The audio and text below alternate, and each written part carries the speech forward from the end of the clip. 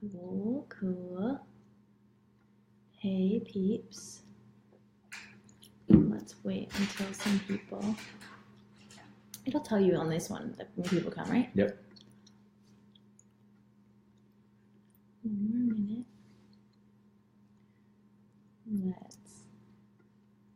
So, we're just waiting for people to tune in. Don't even talk until people tune in.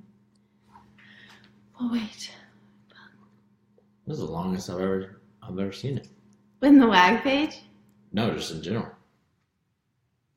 Oh, is it? Are we sure? I mean, it is live. Mm-hmm. I'm gonna know we're in at 3:30, right? Yeah, I'll go in there and make sure it's 3:30 Central Time. Oh, I got one. Oh, perfect. Was it you? No, and the person's gone. Oh, not on the real page. Oh, here's one. I have one. 2 people. 3 people. Sweet. Okay, they're coming. All right. So, 3 people is enough people for me. Enough people for you? Yep. All right. So today, I'm here with Michael, my husband. Hey guys. We're gonna talk. Someone posted in the group earlier this week about how they were super frustrated that they didn't have any spontaneity in. We're missing the spontaneity in their eating, and they missed going to restaurants like their friends and just being able to order whatever, have a beer, and it brought up the topic of what I call macro fatigue, or just getting a little bit tired of tracking your macros all the time and having to log everything and not necessarily being able to go to a restaurant and ordering whatever you want. So that's what Michael and I are going to be talking about today. I'm getting macro fatigue. I mean, you can understand what that's like, though. Completely. Yeah. So we're going to start with talking about, first of all, why this would even happen. Tracking your macros is kind of tough, what was it like for you when you first started? I don't know it just takes a lot of energy for sure. And it's just like any like serious discipline that you have, whether it be training for a competitive sport or studying or any kind of thing you take really, really seriously. It works really well to kind of have an ebb and flow, right? Like an on season and an off season, an in season and an off season. School has different blocks with rest periods in between because human beings do well with intense work and a period of rest. And refreshing. It makes it so that we have more energy when we're in those like in season times. So, yeah. Yeah, exactly. So, this is exactly what we're talking about today. I love the fact that you brought up it makes you more motivated, taking that step back. How many people here probably can understand whether it's working out or training for whatever it is, or doing anything disciplined where you take some time away and you're almost craving doing it again, like you've taken some time off away from the gym. You're like craving getting back in the gym. You're craving that feeling of, I'm going to be even better this time, or I just really miss going and tracking my macros or getting back to the gym. So we're going to start by talking about why tracking diligently or being precise with your macros right now is going to help you in the long term. So the reason why you can be successful in a maintenance phase, or a really huge thing that's going to help you be successful, and when you go back to intuitive eating, I mean, not everybody can do intuitive eating really well. I'm a perfect example. You're kind of good. I mean, sometimes it depends. I mean, I never tracked for that long. Right, exactly. But like some people just are not very good at naturally moderating their own intake. You'll eat a ton one day, eat very little the next day, or have moments where you're eating too many snacks or like an entire pint of ice cream. I'm definitely one of those people that can go from one extreme to another. So I'm not the best at eating intuitively, naturally, but tracking my macros for a very long time, being super disciplined with that and making sure that I weighed and measured every single thing I ate taught me so much about the things I was eating and the way I was eating and what worked for me and what didn't work for me, that it made it so when I wanted to take a step back and go into that ebb and flow that Michael was talking about, it was a lot, I had a lot more education or information that I could base my eating decisions off of. I could make more educated food choices. So the things that you can learn are, you can learn what a portion size actually looks like. I mean, before tracking your macros, I looked at the nutrition information and I would just look at the calories or the carbs, fat, and protein or whatever it was. I never paid attention to the portion size. So for me, it was like, I would see, it could be 1 ounce of something, and I would see, oh, this is like good. It's like only 70 calories. Like I could totally eat this, but I didn't factor in how much it actually was. Right. Was it like that for you? Other than doing the zone diet like 5 years ago, I never looked at any of it. Never looked at the nutrition information? I mean, I knew what whole foods were, like what healthy foods were, but I never really looked at them. Right. So I had no idea when I started tracking. So for someone who had no idea, now having tracked your macros, what have you learned? The biggest things, I learned the importance of having, I guess I learned the proper portion sizes for protein. That was the number one for sure. I went through periods of time where I ate such little protein, like back in the raw vegan days, and then times where I ate way too much protein in like carb backloading, that kind of days. Right. And now I know like how to keep it moderate.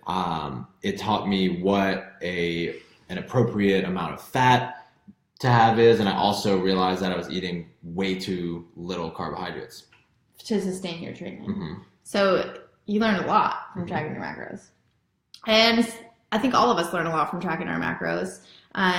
I think big things that I learned was what works and doesn't work. It's pretty cool. You get to treat your body kind of like a science experiment where you're controlling as much as you possibly can. And then only certain things are changing at certain times. And then you're then reflecting on that at the end of the week with your coach and seeing, oh, I had 15 more grams of carbs this week and my energy was really awesome. I allotted those carbs around my workouts. You learn that, that's something that's really going to help you push harder in a workout. It's going to improve your performance. It's going to make you feel more energized, that kind of stuff.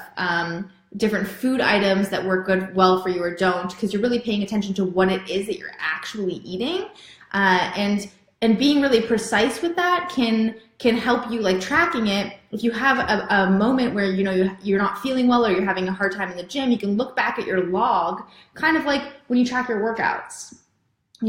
If you're really sore or if something's not really going well, you can look back on the past week and see what your training program was like to program for the next week or to make any adjustments later to see what did work well for you and what didn't work well for you. So this gives you an opportunity to log and write down all the things that you're eating and how much of it that you're actually eating to make some real assessments on what works for your body and what doesn't work for your body. Correct me if I'm wrong. And for all of you watching, I don't think I've gone more than like 3 or 4 weeks in a row tracking, but from that little time, I've gathered this. So whenever I was training for the CrossFit Games, I was training 4 hours a day on average.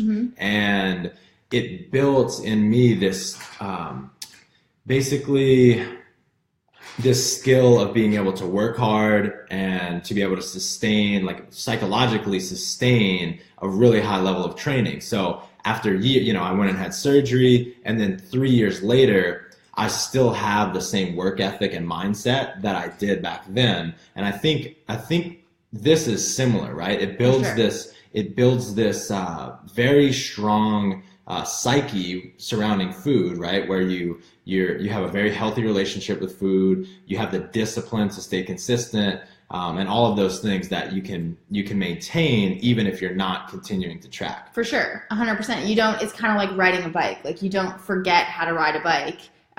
You're always going to be able to pick it right back up. And if you take some time not being super diligent in tracking your macros, you can at least have the confidence in knowing that those skills are still there.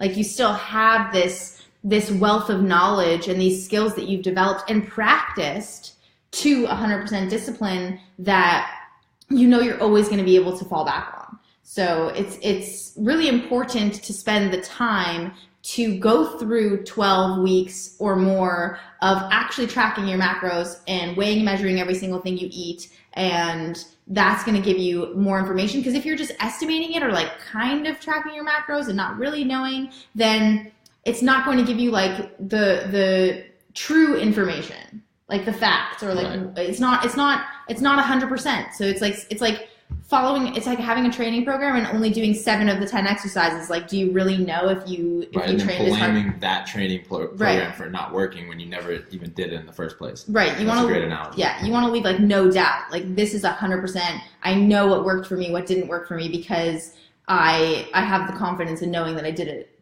the correct way.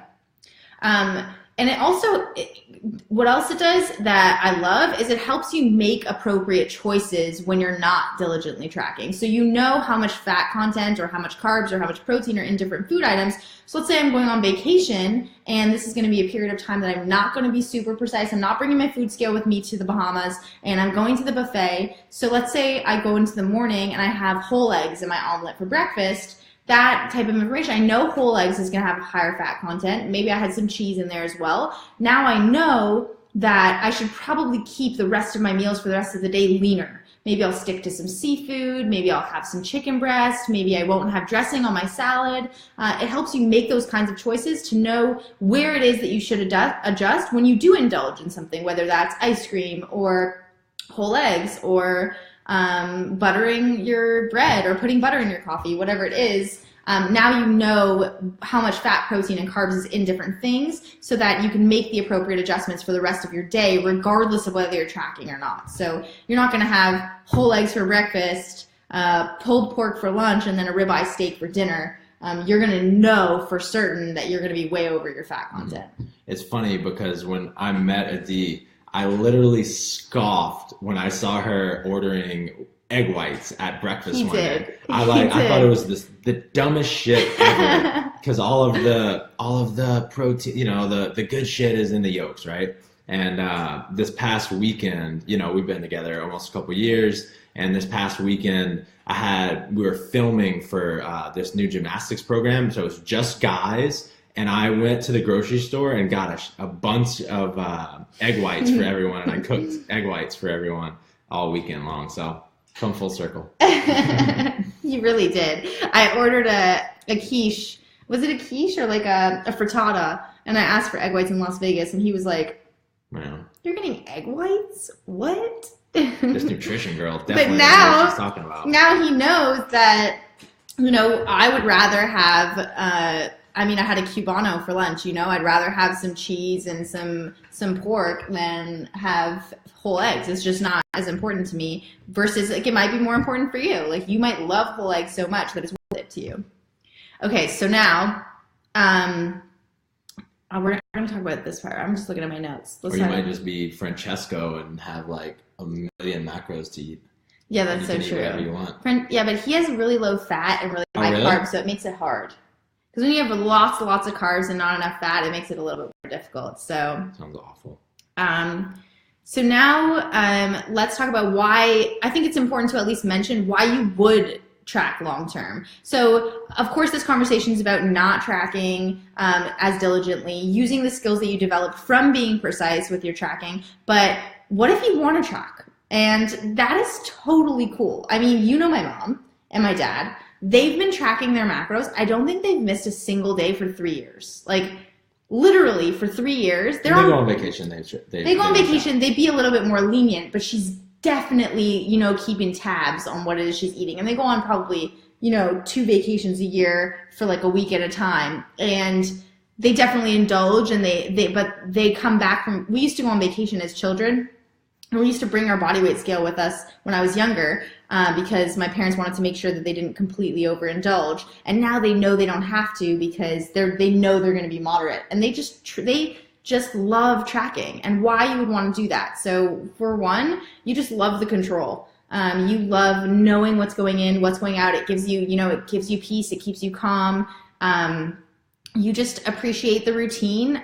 There is something to be said about just being in a routine and sticking to that. And that's totally cool. I know there's so much out there about having routines in very many different aspects of your life, whether it's a morning routine, an evening routine to have a better and more restful sleep, morning routine to start your day off and be more productive.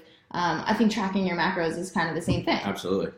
Yeah, so, having one solid thing in your life that you have complete control over can make the rest of your life feel more under control. For sure. And you're not like, it immediately takes away any anxiety or any guilt that you'd ever have about any of your food choices. You want to know for certain what it is you're eating and what it is that you're not. And that is totally fair. And so some people's personalities just take to the structure better, right? Mm-hmm. And some people hate all the structure. Pat Barber hates structure. Right. Exactly. Which is why tracking for the long term didn't work well for him. But doing it for a short term, he definitely learned a lot. Mm-hmm. So for any of you out there that are like, I don't want to stop tracking, like I want to track forever, that's totally fair. There's nothing wrong with that. And if it's not negatively affecting your life, you're still able to be social, you're managing those situations, going out for social outings, then there's no reason for you to ever have to stop. You can definitely adjust the macros up and down so that you're going through phases of, maybe not spending too much time being like super lean all year round. But there is really no reason for you not to track your macros. And other reasons can be if you're an athlete and you just want to maintain your performance and you want to make sure that you're optimizing your fuel for your workouts, or if you just want to maintain a certain physique all year. There is some cons to being more intuitive or more flexible with your nutrition, is that you can't necessarily guarantee that you're going to maintain a specific physique. You're going to have to be okay with the fact that the scale might fluctuate. You might have different types of sodium intake, and you're not going to have as much control over your food choices. So you're just going to have to be okay with the fact that, that might create some fluctuations in your body, and it might not, but it's less likely to happen if you're being super precise with your food.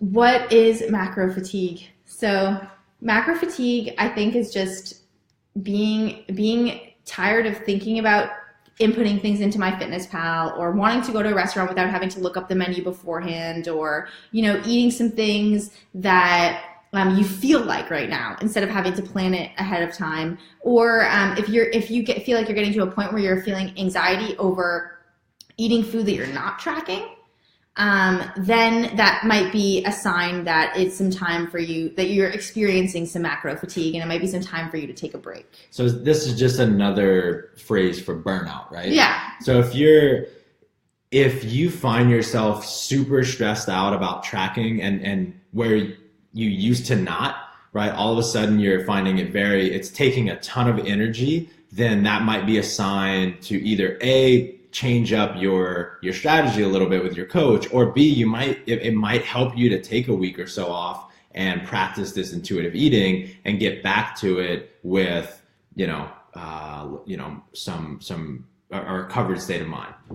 And it is totally an ebb and flow. There is not like you have to be doing one or have to be doing another. You can go in and out. Like, I work with some of the best CrossFit Games athletes on the planet. I mean, the best female CrossFit Games athlete on the planet. And with all of them, we work with going in and out of macro fatigue and in and out of being a little bit more flexible and, taking a bit of a break from weighing and measuring every single thing you eat. Like, the best of the best are doing this. It's not a black and white kind of thing. Like, you can go in and out. Yeah. I mean, I think to try and force yourself to stick to it 100% of the time is setting yourself up for failure. I think you should plan, just like we do our vacations and the things that, our recovery times. You should plan in your schedule different times of year that you're going to be intuitive. And you can always be more spontaneous with those, but you should plan, and correct me if I'm wrong again, but I think you should plan a week or so where you give yourself a break. For sure. And I don't think any coach on the Working Against Gravity program would argue that. They would, if we have a client that's been with us for, let's say, like a year, and they've been super compliant, we would encourage you to take some time and help you and support you on taking some time and transitioning to being a little bit less precise. That doesn't mean not checking in with your coach. Like, you don't have to check in your coach only when you're tracking your macros. Like, you really could just check in with your coach and talk about how the last week went and talk about how you're feeling, your mood, some obstacles that you were finding, maybe just talk about what it is that you're actually eating. It doesn't have to be, just the data. Like, it can be a whole wide array of different things. So let's get into the more tactical strategies of how to do this. Like, how do we get this done? So how do we move towards more of an intuitive eating? So the first I would think that all of you should think is, like, if you're kind of feeling like you're stressed out about tracking your macros, you just started and you're just getting used to it, this is not an excuse for you to stop tracking your macros and be like, I want to start intuitive eating. I think you really do have to be in one of two situations. One, you have to be met one goal, first goal at least, if not your second goal, because once you meet a goal, you always create a new goal. And you have to be happy with the amount of food that you're eating. So if you've been in a deficit for a really long time, if your coach is helping you reverse diet, you want to be back at a certain amount of food that you feel comfortable with the amount, you're full, and you're ready to start being more lenient with your tracking. You're pretty much happy with your physique. You have no glaring anxieties or issues with the way that you look or the way that you're performing, anything like that. Or second scenario would be that you've made a significant amount of progress. You've been on the program for, let's say, like 4 or 5 months. You've made a lot of progress. You've lost like 30 pounds, 20 pounds. You still have more that you want to go, but you're feeling a little bit burnt out. You've been precise for a significant period of time, and you've learned the strategies and the skills, and you've talked with your coach about it, but you're going to take some time away to do that whole thing we were talking about, that whole recharge. I'm going to take some time away. I'm going to be okay with being at maintenance for a little bit, and then I'm going to be ready to just tackle it when I come back. I don't know what else we can say about just to, like, spark motivation, Yeah. Some things what do you think people, before they start doing this? Because there's going to be some different things that happen when you're not being precise with your macros versus being a little bit more lenient. Like, the scale might fluctuate a little bit more. You're probably taking a step back in terms of making progress. You're in order to get optimal progress, you need to have optimal actions. Mm-hmm. I think one thing to keep in mind, you're the only one that can decide when to move to intuitive eating, and you have to have the awareness of, do I want to move to intuitive eating because I'm uncomfortable with tracking, right? And it takes a lot of work. Or am I doing it because I've learned the skills, I've built the skills, I've reached my goal, and it's just time, right? Because discomfort and hard work, those are things that are absolutely okay, and we can have those things at all times. And so if you're basically just if you find that you are just trying to, like, cop out of the discomfort, then you might want to stick to it a little bit longer. Right? Because right on the other side of that discomfort is something amazing. It's this beautiful skill that you're going to have with you for the rest of your life. So I highly recommend working through that discomfort, and just find whatever ways you can with your coach to make it as simple and easy as possible. Yeah. Like, I think in order to do this, especially if you don't already know how to eat intuitively naturally, you have to be really confident in your skills. You have to feel like you really know what it is that you're eating, really feel confident in what works for you, what doesn't work for you. And that's something you can work with your coach on. You can ask your coach, hey, do you think I'm ready to transition to this, to being a little bit more flexible, not being 100% precise? That's a conversation all the coaches are prepared to have with you.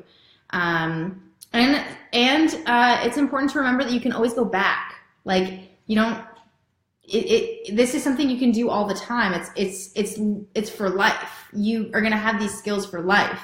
So you can go in and out of being super precise with your macros and being a little bit more flexible forever. I think there's so many people on this program that have been with us for 6 months, left for a couple months, and came back. And we have a new program I'll talk about at the end that is going to deal with that particular issue. Exactly. Ooh, what a teaser. Nice. Ooh, new program at the end.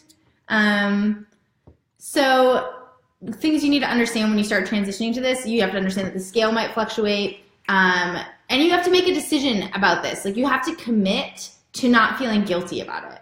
You're have enough information available to you to make appropriate choices. And especially if you're still checking in with your coach weekly and you can talk to them about the choices that you're making, you have to commit to being kind and compassionate with yourself.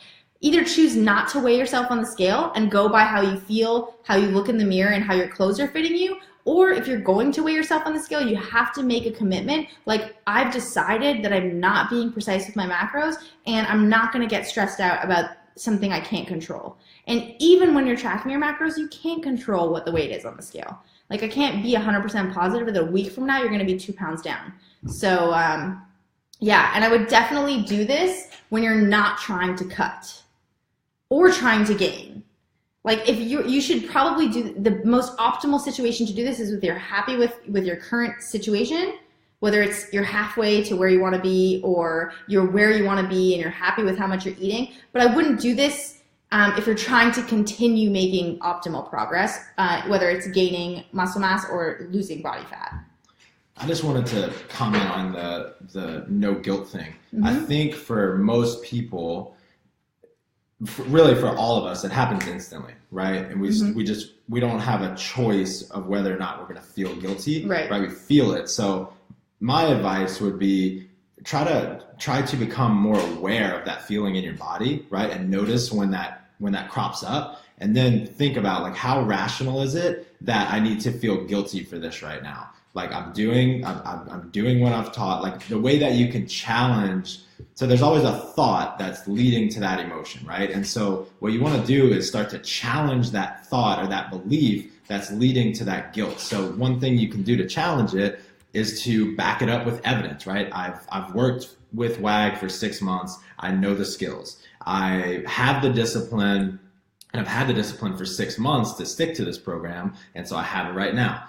Right. So if you back it up with enough evidence, then you will start to realize that you have nothing to feel guilty for. Mm-hmm. And then all of a sudden there's positive emotions like some hope, like some pride, maybe all of that kind of stuff. And I posted this in the Facebook group before, but feeling guilty about something that you've eaten or something that's been done does not serve you in any capacity. Like, there is just nothing it's going to do making yourself feel guilty about something you've already eaten.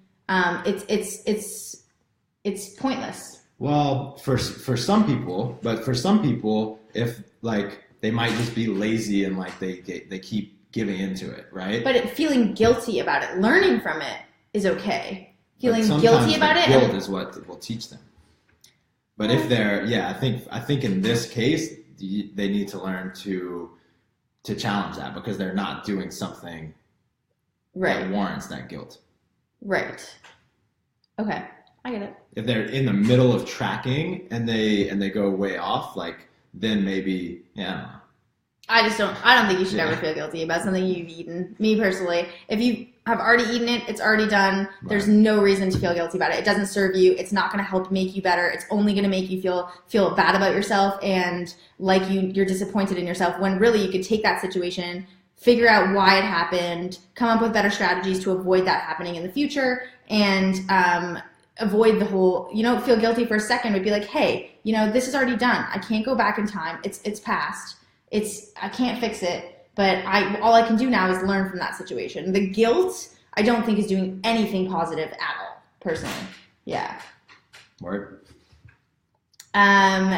So some things to do while you are practicing this. So, Michael and I, on January 1st, we made a challenge to each other. We were going to eat 0 sugar. So no processed sugar. No, and this means, like, no sweet treats, like no cookies, no cinnamon buns, no ice cream. We have not had a single treat since January 1st. And maybe talk a little bit about how that's been feeling.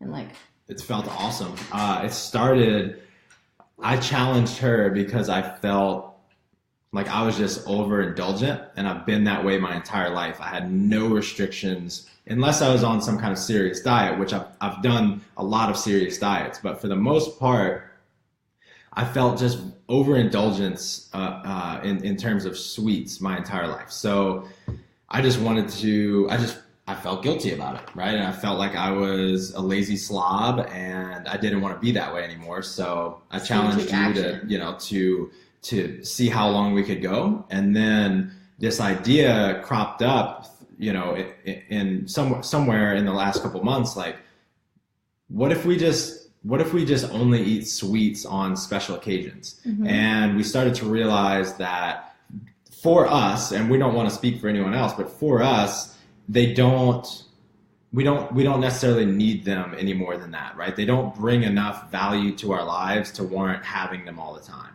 And so our new thing is we're going to have them only on special occasions. So only on special occasions. These are like real special occasions. It's not like someone else's birthday per se. It's like my birthday or his birthday or our wedding day, that kind of thing. So we have our own rules on how we classify what is a special occasion or not. If you're having a special occasion every single weekend, I would maybe reevaluate I don't know. I think you could make your own rules. Yeah, we're making them up as we go. Exactly.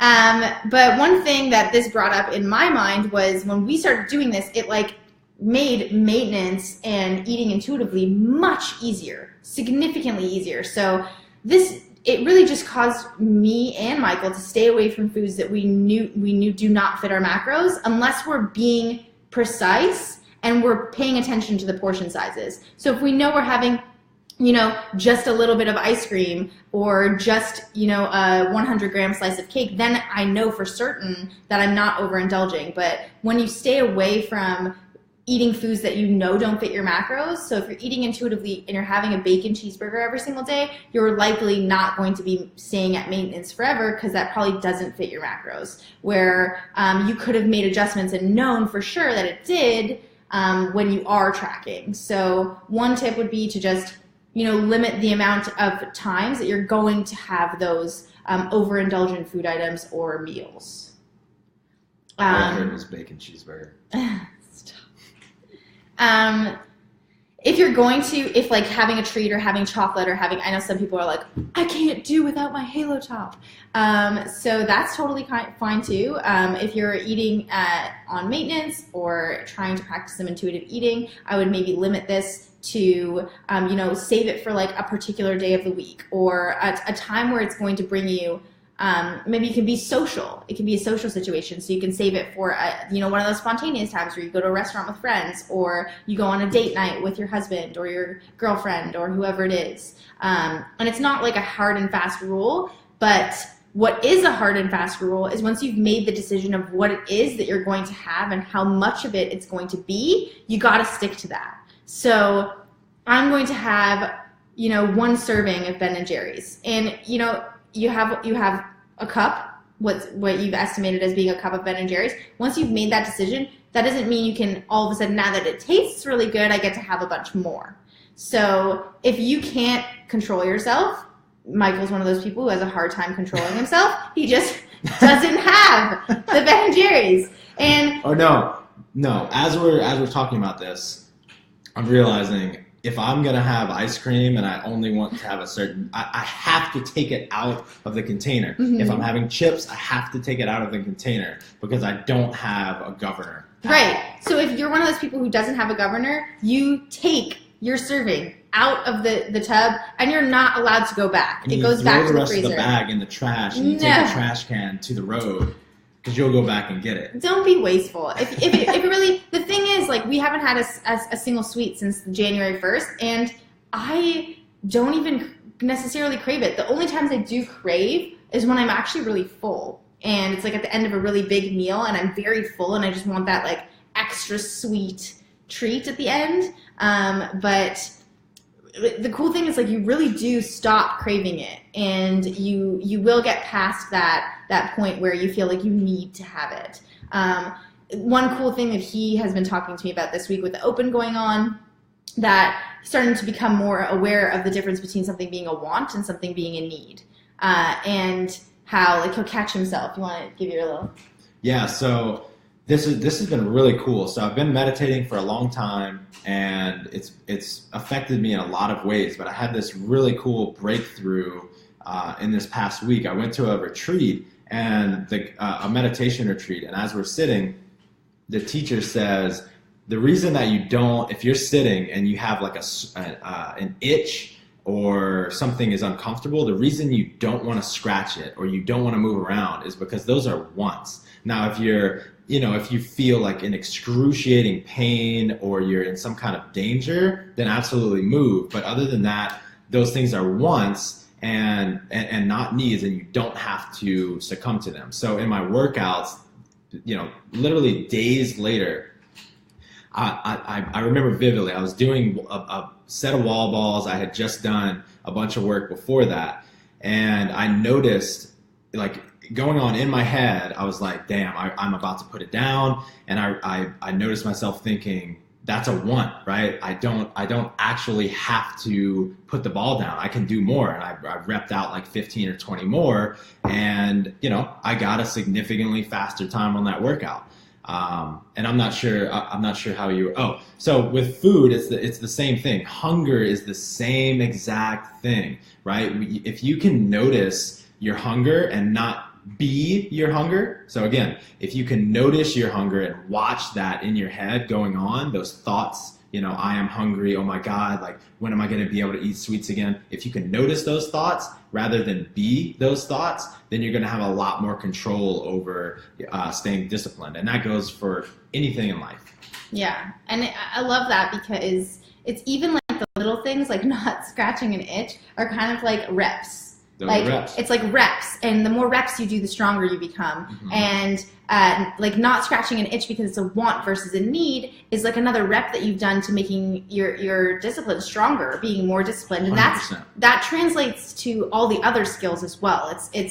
It's funny because he just said this to me, and I did the exact same thing. I was in a workout yesterday, and I'm pushing a sled, and the sled was heavy, and it was slowing down near the end, and I'm like, I could totally slow down right now, but I want to slow down. I don't need to slow down. And nobody here, I don't think anybody here, maybe there's a very like 0.01% of people in this group are going to starve themselves to a point where it becomes a need for them to eat. Like, you're not going to get there. But what you might do is you might feel hungry, and instead of giving into the want right away, you might wait 10 minutes or 20 minutes, and you might push it back a little bit, and then you probably won't eat as much. And you might, hold it off a little bit, because you're likely not going to go to the point where it's a need.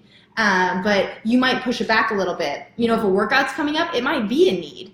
You need to eat before you work out. You don't want to eat completely empty. You don't want to do a really intense workout on a completely empty stomach. It might make you feel awful. But I think that what I love about that is like building the repetitions to translate to all the different aspects of your life. That is literally how mental toughness is built. And that goes for sport, that goes for eating, that goes for business, any discipline in life. It's not one decision that all of a sudden makes you this, vastly mentally strong person. It's making the decision to not give up one little thing at a time. And just because I decide I'm going to work hard today doesn't mean tomorrow I'm going to, right? It's these little things that build up, and they do get eeasier. It's so true. I love it. It's like one of my favorite things that you said recently. So there's a bunch of questions in the comments. We're going to get to the questions. I think we're going to answer a couple of them as we go through. So just stay. We've seen the questions. We're going to answer the ones that we haven't answered at the end. Something that we learned actually in a podcast yesterday. So when we talk about that we're not having any sugars, like we're not having any chocolate. We're not making anything that would constitute to satisfy that sweet craving. So we're not making like paleo cookies. We're not making paleo muffins. We're not using agave, honey, stevia, Splenda. We're not doing any of that. So anything that would constitute as specifically for like a sweet treat, we're not doing that. I think the closest thing we get to it, which is pretty close, but it's the only thing that we eat that's pretty close, is we have oatmeal with chocolate protein powder, and we put some peanut butter in it sometimes. And I mean, it's delicious. So I mean, for me at this point, that is satisfying the sweet craving for me. I don't know how you feel. Yeah. So that is like the closest we'll get to it. And we don't have any other versions of the same thing. That's just like the rule that we use. Something that we have as you know, before a workout or after at the end of the day. It's something that we love. So that's like really as close as we get to it. But back to my point, something that we listened to on a podcast yesterday, a podcast called Stuff You Should Know. Great podcast, different topics every single episode. Two guys, I forget their names. Do you know their names? Nope. So two guys that they each take the topic and they research it on their own, and they go into like extensive research about this particular topic so that they could have like a conversation about it. And this one was about artificial sweeteners. And one of the interesting points that made me think about this challenge that Michael and I are going through is that I guess it's not a challenge anymore. It's like just become part of what we're doing in life at this moment. Is that can you explain what it was? The sweet factor? Yeah, so I mean, very simple. Artificial sweeteners are so much sweeter than actual sugar, to the tune of 50 to 300 times as sweet. So when we're drinking coffee with Splenda, when we're drinking Diet Cokes, when we are eating things made with all of, a bunch of xylitol and all of these different sugar alcohols, we're actually making it so that when we have natural foods like fruit, they're not having the same effect. So usually when you eat something sweet, it signals to our body that, okay, I know because this is sweet, it's high in calories, and I'm going to get full very quickly. So it releases hormones that say I'm full, and you eat less of it. But the more you eat and drink these things with artificial sweeteners, it basically numbs that whole process. So you're going to end up, all other things being equal, there's lots of research on this, people tended to eat more sweet things that were, eating and drinking things with artificial sweeteners. It's just harder to get satisfied. Right. And then B, you don't even like the sweet things as much because you're having, these artificial sweeteners that are so much sweeter than actual sugar. So you're numbing your taste buds. And so I grew up, my mom still drinks a ton of diet sodas. She's in great shape, and I saw that growing up, and so that's always been okay to me. And so I've always drank a lot of diet soda too. And we listened to that podcast yesterday, and it ruined my entire life. I can't drink diet soda, but I'm actually pretty stoked about it. It did have some pretty compelling evidence on the effects of artificial sweeteners. So give it a listen and make up your own opinion about it. Stuff you should know. We are always learning here. Super exciting. And I love getting my opinion changed or getting some new information. So that brings me to back to intuitive eating and eating in terms of like not being diligent with tracking your macros. The reason why you staying away from like super calorie dense, super sweet treats or, food items that are jam packed with calories, like a cheeseburger or French fries, and staying away from those things is because I can see it kind of has the same effect when you're eating like highly palatable foods like that. It's not triggering the same response or the fullness response that whole foods will. Of course, dieting is super simple if you're not tracking your macros, right? Stick to whole foods, eat lots of vegetables and fruit, lean meats, and limited starches or complex carbohydrates. And that's like super simple, right? If we could all do that, then nobody would ever need to go on a diet ever. But we don't do that because it triggers cravings eating that cheeseburger. Sure, it's going to satisfy your craving in the short term, but hard now, easy later. Like do the hard thing right now is not having the cheeseburger because it's going to be easier for you later to avoid having another one. A perfect example of this is Halo Top is awesome, right? We love Halo Top because it's more macro friendly than regular ice cream, but tasty air. But no, Halo really Top tasty air with a bunch of protein. Halo Top is really good, but that's what I said.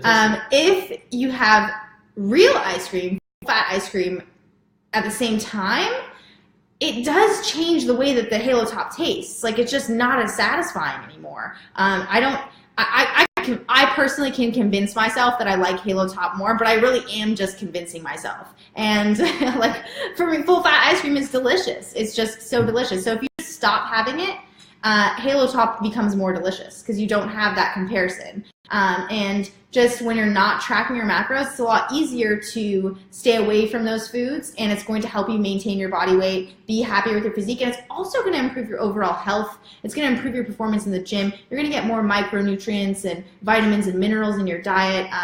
And overall, you're gonna feel more disciplined and healthier and happier. And yeah, anything on that? Love it. So when I'm not tracking my macros, I stay away from things that I'd feel better about if I knew for sure how much I could have, or if it would fit, or if it wouldn't fit. Stacking your carbohydrates around your workouts. So when you're not tracking your macros and being super precise, and you're going to have carbohydrates in your diet, whether that's oats, long grain rice, vegetable, like highly dense carbohydrate vegetables like carrots or radishes or things like that, I'm going to stack those things around my workout. If I'm going to have, some high glycemic index fruit, I'm going to have that post-workout. Anything like that, if I'm going to have it on a workout day, I'm going to stack them around my workout so that I can recover better and I can fuel my workout a lot better. It wouldn't be wrong to have it at the end of the day if that's where you want to have it, but I mean, it's going to be better, more useful to you if performance is still a factor, to have those carbohydrates stacked around your workouts, and keep fat content closer, more for breakfast if you're not working out in the morning, or for dinner before you go to sleep at night. Anything else? Nope.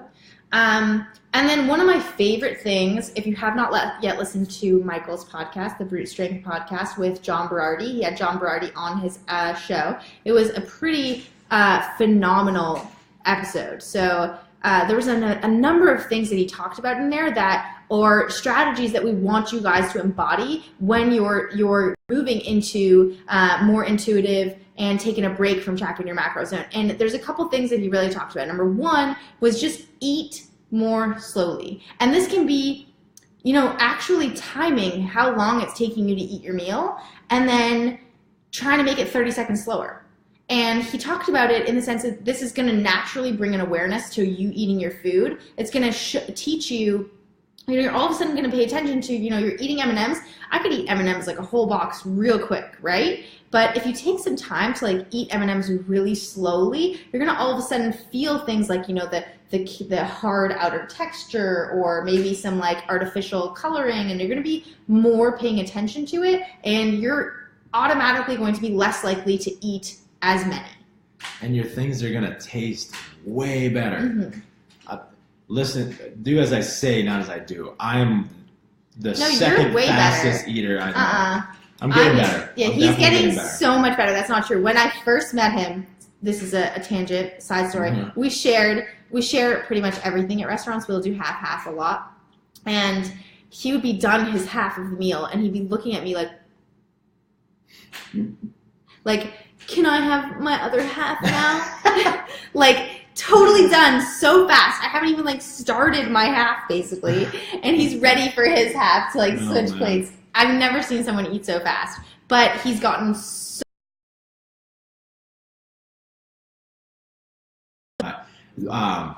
Again, that meditation retreat I went to. I'm huge on meditation. I've been doing it for a long time, and I never thought of food. I've heard the term mindful eating, but I thought of it more in the realm of eating than the meditation realm. So I didn't think it was for me. And I realized hey, this thing that's so important to me, eating, I could be doing it a lot better, right? I could be way more present with my food. I could be eating healthier, enjoying my food more, enjoying my company more, because I'm also able to focus on them at a meal rather than just stuffing my face. When I heard him say that, I was, because of the authority that he has in the nutrition field, it was a huge light bulb just went off. So I highly recommend that. It's so crazy because you can take this, eat more slowly, and pay attention to your food in terms of what does it feel like in your mouth? Does it melt? Does it crunch? Does it, what type of texture does your food have? And now you have this newfound gratitude for this food that you get to eat, and you have this appreciation, and it's automatically going to bring moderation into your life.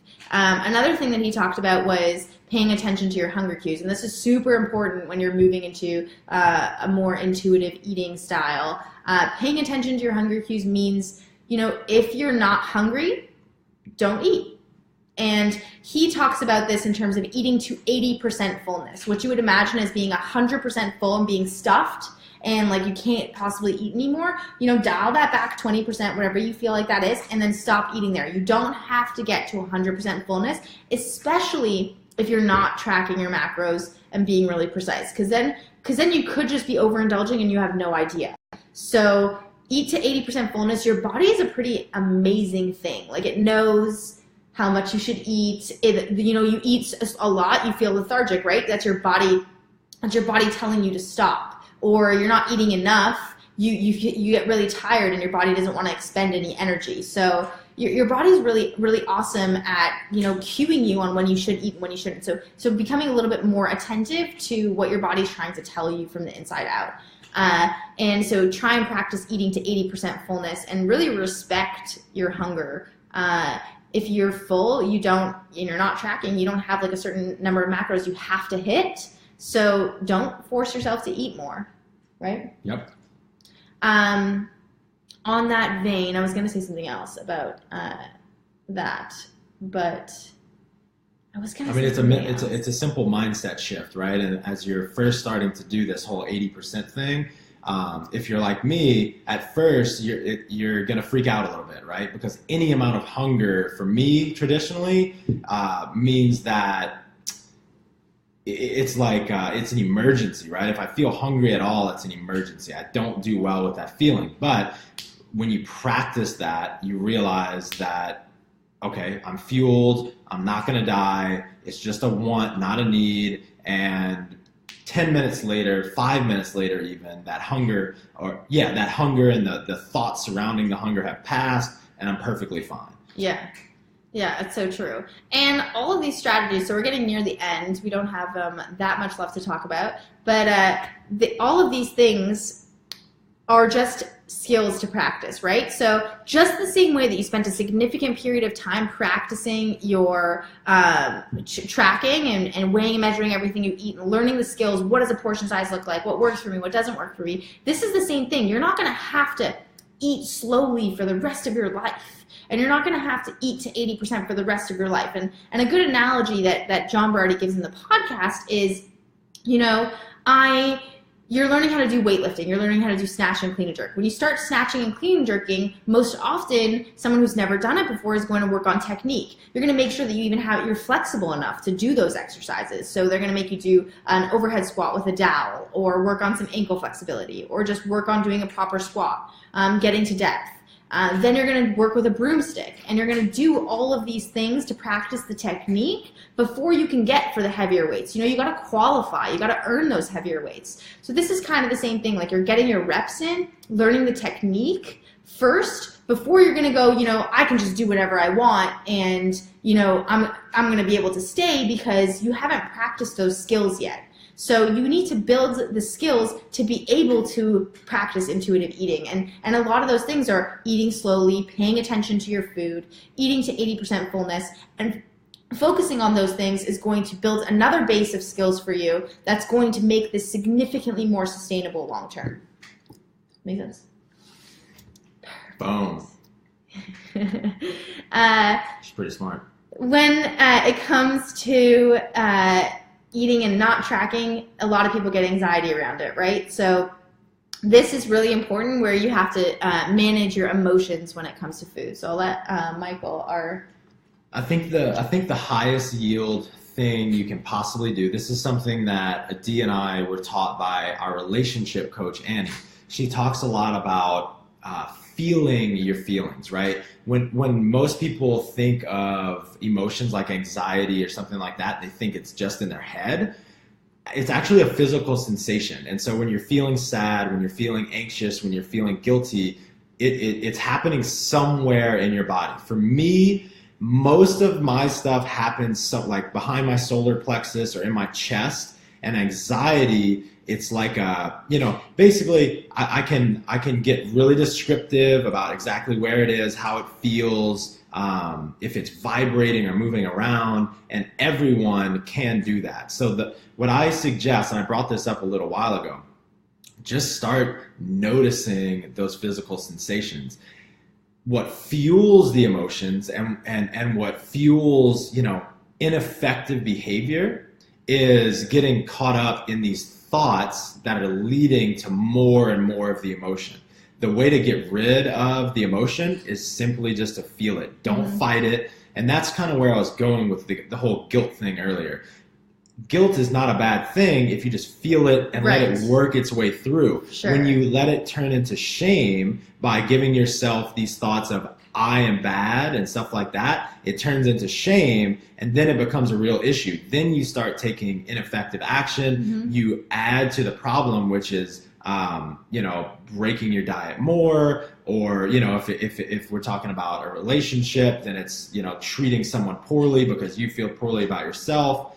So the bottom line is just start to notice the physical sensations in your body, and when thoughts continue to come up, just let them float away, right? And it's so much easier said than done, and this is something that I think takes a lifetime to master, but by simply becoming more, it's a lifelong pursuit rather. But the more you become aware of the feelings in your body and don't get caught up, and identifying with the thoughts, the happier, healthier you're going to be. For sure. And I actually posted as my status on Facebook today that goes along. This is fresh then. Something our relationship coach taught us is that no feeling can last longer than 2 minutes if you actually let yourself feel it. So when we're talking about that guilt, it's okay to feel guilty about something that you just ate, right? But not, feel it for 2 minutes maximum, because if you actually feel the feeling, it's tightness in my chest, it's my arms are heavy by my side. For me, it's like I get serious tension in my jaw, my quads get tense. If I bring myself into the body and feel it, then the guilt will dissipate. And then the most important point about this when it comes to eating is you become aware of this feeling, and it's going to help you stop you go to food to cope with that feeling. So you're going to learn some strategies to manage your own stress and emotions versus allowing food to help you with that. So when you're not tracking your macros, you're not 100% certain per se of whether you can have that ice cream or you can't. If your emotions are making you feel like you want to, and you can become more aware of them, like, oh, I'm feeling really sad or really stressed out right now, I'm in the mood for some ice cream. If that preceded the need for ice cream or the want for ice cream, then you can take a step back, manage your emotions first, and then see if you still want ice cream. Because I bet you in almost 90% of those cases is that if you take 5 minutes to feel your feelings, let them dissipate, you probably won't want the ice cream anymore. Not nearly as bad. I can see a lot of you like setting a 5-minute timer and being like, yeah, I still want ice cream. No way. They're better than that. Come on now. No way. This crew's better than that. Okay, last point is that this is like not a black and white thing. So you're not going from tracking every single day to not tracking at all. That is going to be, for a lot of people, very overwhelming. So you're going from all of a sudden having all this structure to no structure at all. And it's kind of like the idea of setting 12 goals to hit, or 12 things you want to accomplish this week. You're setting yourself up for failure. So there's going to be ways that you can ease into this instead of just going, I'm not tracking anymore. That's it. Throwing my food scale in the garbage. I'm never touching my FitnessPal again. And some options you have is that you can work with your coach on transitioning to, practicing to estimate your food and testing your own skills. And if you can see, you can guess how big a serving size is, make a guess and then put it on the scale and weigh it and see how accurate you can be. Another thing is to go one meal in your entire week where you're going to eat without tracking, but you're going to stick to whole, real foods, healthier food items, so that it helps you manage any anxiety or guilt you're going to have. Because if you, in your first free meal, you go and you eat something super calorie dense that might cause some guilt, that you're working backwards. So we want to ease into that. First, you want to go and have a meal, that you've had a million times when you tracked, and you kind of know what the macros are, but you're not going to put it in MyFitnessPal. Do that once a week. You can expand this into 2 meals. Eat a really lean breakfast and the rest of the meals of the day. Another thing you can do is to then expand it into more than one day. I have a client that I'm working with right now, Sage Bergner-Mertz. If she's here, if she's listening, she can speak up. But she is in this transition right now. We have 1 day a week where she does not track at all, and she sticks to healthy, not so calorie dense food items that are more high volume. And then she has 1 day a week where she has a treat and she lets herself indulge. And that's how, we work together on tracking diligently for the rest of the days. But for those days, she does not touch MyFitnessPal. Her logs in Seismic are 000, and we manage around that. And we're going to expand that to, once the open season or her regionals or game season is over, we're going to go, maybe take a week off or 3 days in a row off. But this is can be a gradual thing for somebody that's maybe feeling really stressed about going straight from tracking diligently to not tracking at all. I know that I went through that for sure. I had years of tracking every single thing. I weighed and measured every single thing I ate for years. I mean, he's been there for a bunch of it, where I went through Mardi Gras and in Louisiana, and I tracked every single thing I ate. And going from that to not tracking at all, I could not go into intuitive eating. I didn't know, I still wanted to have a beignet or some ice cream, and I got to a point where I wasn't super happy with how I was looking, and that was more because I wasn't happy with the choices I was making, and I went too fast into not tracking my macros at all, and I didn't give myself the opportunity to adjust. So for me, for my personality, easing into it was a bit of a better strategy. If performance is really important for you, you can try tracking just your protein intake. Making sure that you're just tracking your protein, you're likely going to hit your carbs and your fats naturally. They're much easier to come by.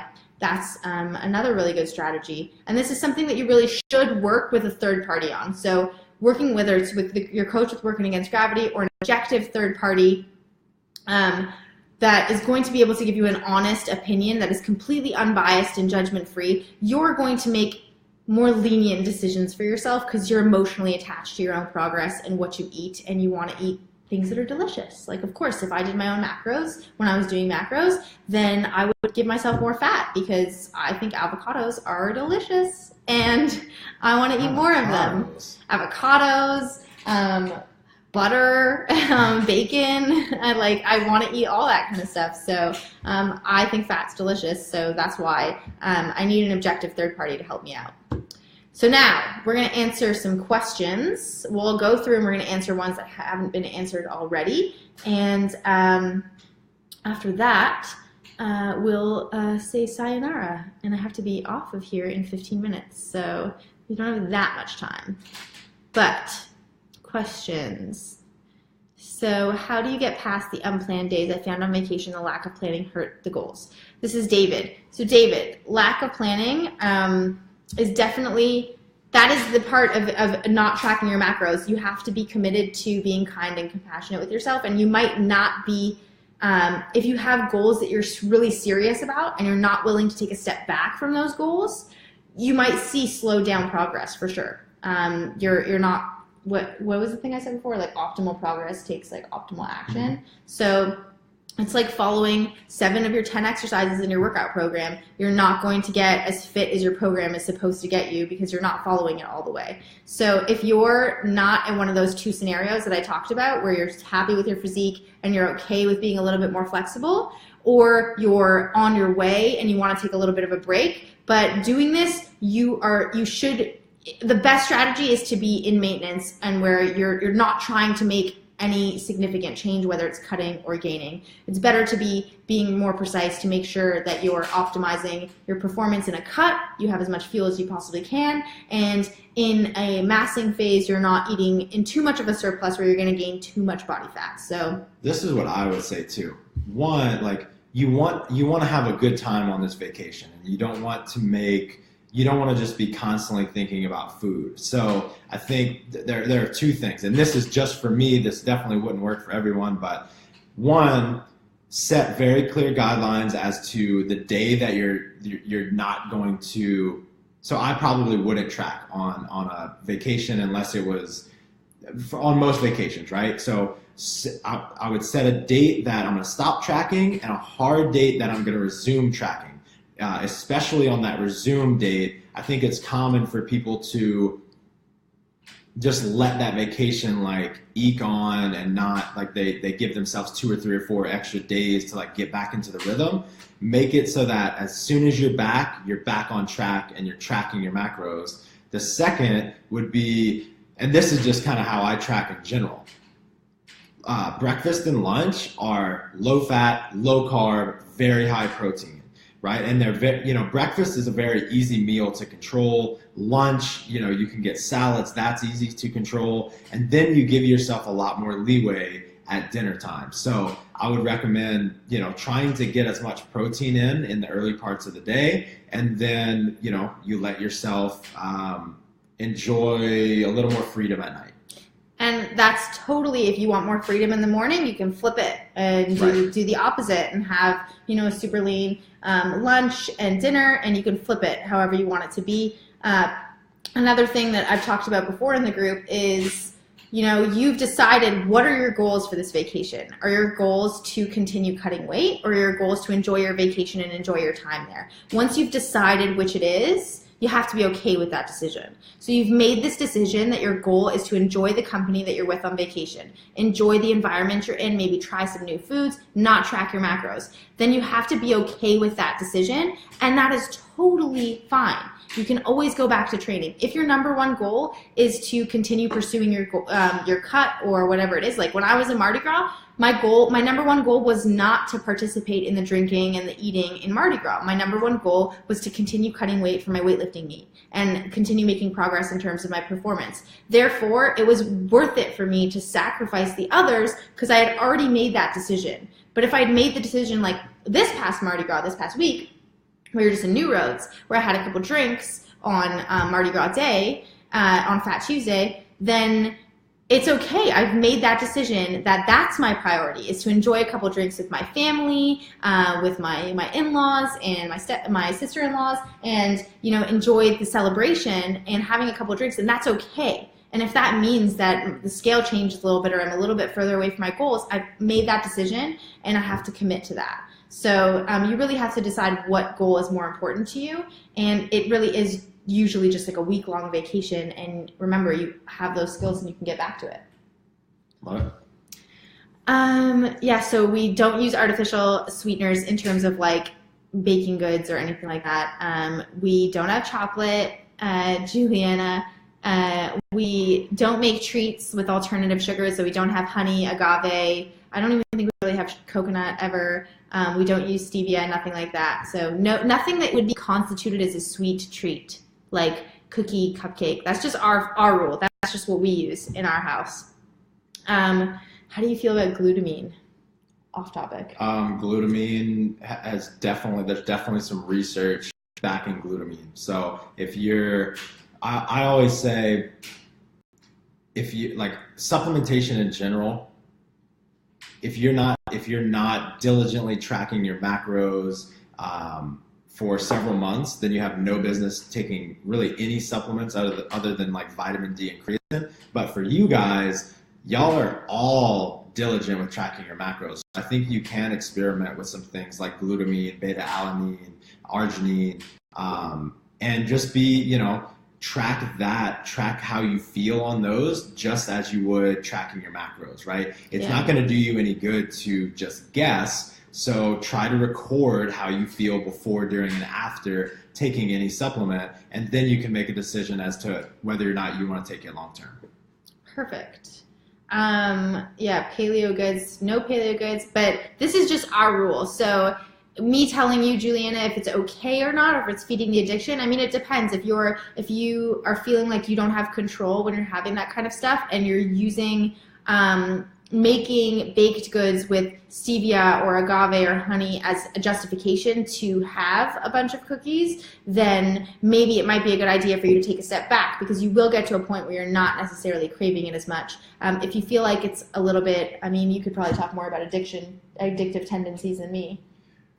Right. It's all about what your goal is, and it's a 100% individual thing. For me, I felt like I had no control over how much sugar I was eating, and I for lack of a better word, I just felt sloppy, right? And so for me, my goal is just to practice some discipline around sweets, and that's a totally personal goal. There's no I didn't do it because I want to prevent cancer or I want to be overall healthy or anything like that. I want to practice discipline, and I felt sloppy. So, if your goal is to fight addiction to sugar, which is definitely a real thing, then I think your head is definitely in the right place. Paleo treats are treats, just like anything else, right? Honey, and high fruit, any kind of like additives and stuff like that are really just the same. Yeah, perfect. In terms of addiction. Nicole asks, what is our rule about fruit? We eat fruit. We don't avoid fruit. In moderation, for sure. Most of our fruit is centered around berries, strawberries, blueberries, raspberries, blackberries that are generally higher volume, lower carb, and lower glycemic. My mom's here. There's not that. There's only a couple more.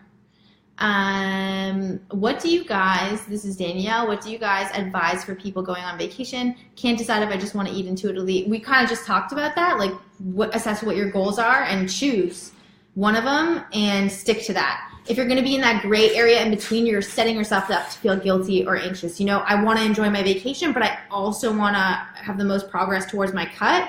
I mean, it's going to be hard to do both, like pretty much almost impossible to do both. So pick one that you're going to feel satisfied with and stick with that. You can definitely track while you're on vacation. You can definitely pick more of an intuitive eating. I know, Danielle, you've been in this group for a really long time, so I know that you're probably really confident with your tracking, and I think that you have a lot of skills to be able to go on this vacation and crush it regardless of what you choose. So let me know what you choose. I love this podcast. A book. Oh yeah, Mindless Eating is great. Why we eat more than we think. Yeah, The Hungry Brain is also really good, as well as wow, what is that book? The Brian Watkins book. The one the Out of Sight, Out of Mind. That book. Oh, it's easier to change your. Yeah. It's easier to change your environment than change your mind. It'll come to us. There's another book by Brian Watkins that's also Slim by Design. Slim by Design. Slim by Design is also a really good book. What are your favorite ways to leverage the relationships around you to accomplish your nutrition goals? First, accept that you cannot control other people's actions, behaviors, or beliefs about you. And be very clear with them about your goals, obviously. And then if they don't, if you find that someone close to you is not going to support you, right? Because there are lots of different reasons that people will do this. Sometimes they don't know what your goals are or don't know how important they are. But other times, especially when it comes to nutrition, people might feel insecure about themselves, and so they try to bring you down with them, right? They see that you're growing in a direction, that you're growing upward, and they may be afraid of you leaving them, or they may be afraid that if you start succeeding, that means that they're a piece of shit, which is not the case. But this is something that goes on with a lot of people. If you feel that someone is trying to hold you back or not supporting your goals, then if it's a very important goal to you, then you might want to spend more time around some new people. And it doesn't mean you have to spend all of your time away from this person or cut this person out of your life, but maybe you just don't have as many meals with that person, or when you have meals with this person, then you come prepared with your own food. Something that I have made the mistake of over and over and over is giving certain friends too much credit and basically relying on my own willpower and having it fail on me over and over and over to peer pressure. Don't set yourself up to succumb to peer pressure. Go into these things with a plan. and at the end of the day, you want to surround yourself with people that support you growing and accomplishing all your goals. Mm-hmm.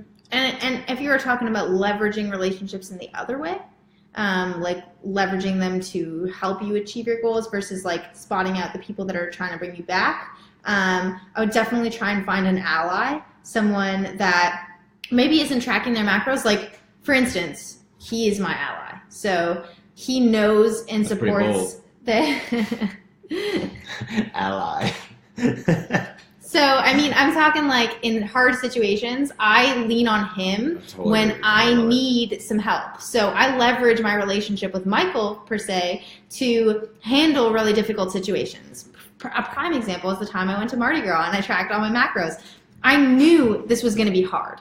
So before we even went to Louisiana, where there's the most delicious food in the world, I mean, there's po' boys, beignets, a lot of alcohol, and it's Mardi Gras. So there's king cake. Like, there's so many temptations there. So I went there beforehand knowing he was not going to track a single macro he ate. He's going to eat whatever he wants. He's going to drink as much as he wants. And I knew that was going to happen. So I had to have a conversation with Michael, who I know supports me and loves me and wants me to achieve every goal I have. And I said, hey, I need your help. And in situations that are difficult, you know, maybe your parents are offering me a drink, or they're trying to get me, you know, they're trying to make sure I'm okay and being helpful by offering me some sweets or things like that. Can you help me to diffuse the situation by being like, you know, she doesn't really want, or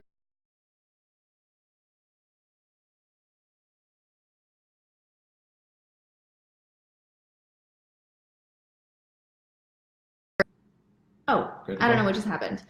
Sorry, but yeah, like him helping me out and letting me know, stepping in when I'm having a hard time saying no. So not leaving me on my own, like, oh my gosh, I've got to give in to peer pressure. I have somebody to lean on and be like, you know, he's going to support me. And it makes it easier for me to say no if he's helping them, give them the reason, you know, like, oh, she's actually, you know, she's got a competition coming up, or she's got to make weight. Like, she's, you know, it makes me feel a little bit more safer and comfortable. So if you can find a friend that can help you do that, they don't have to be tracking their macros too. If they are, that's really awesome. They can. That's the best. That's the best. The absolute best. If they're tracking their macros too, that's definitely the best. But I use him all the time I feel very uncomfortable. She uses me, guys. I feel uncomfortable in social situations sometimes where there's food, especially. And he'll be able to step in and be like, you know, like, she's actually doing this and explain it for me. Getting someone else to help you do that is a lot easier than having to justify it yourself, because you're feeling the embarrassment or the shame or the anxiety around it. It's harder for you to articulate than it is for a third party. So finding a friend that's tracking their macros too, encouraging a friend to track their macros too. Maybe you have a friend that should and would learn a lot from it. Get them to do it with you. You can be a mentor to them, and that's going to help you step up your game too. So like leveraging your relationships, you mentor somebody else. That is the best way for you to make your changes more sustainable long term. You got to practice what you preach. Lead by example. So that's definitely a huge way to leverage relationships. You got anything else on that? Nope. Love it. And that is it. When are we all getting on Seismic? Brittany, I can't believe you're not on Seismic yet. Really? I mean, it's going by billing date. So if your billing date is like at the beginning of the month, then it's coming up. Everyone near the end of the month should have already gotten imported. So it's definitely, we're at the last couple hundred people. So we have almost 75% of everybody's in there. So if you're not in there yet, I promise it's coming. Yeah, thanks for spending an hour and 20 minutes with us. We love you, and we hope that this was useful. If you have any more questions, leave them in the comments, and I will come back and answer them later. If people are saving this to watch later, leave some questions. And if you want them to be answered by Michael, you can tag Michael in them. It's Michael Cazayoux. He'd be happy to answer all of them. Good luck on the open workout today. Yeah, we're going to be doing 17.2 later today, and we're pumped about it. Wear some knee sleeves. Yeah, guys. Don't rip your hands. Save your hands. Save your grip.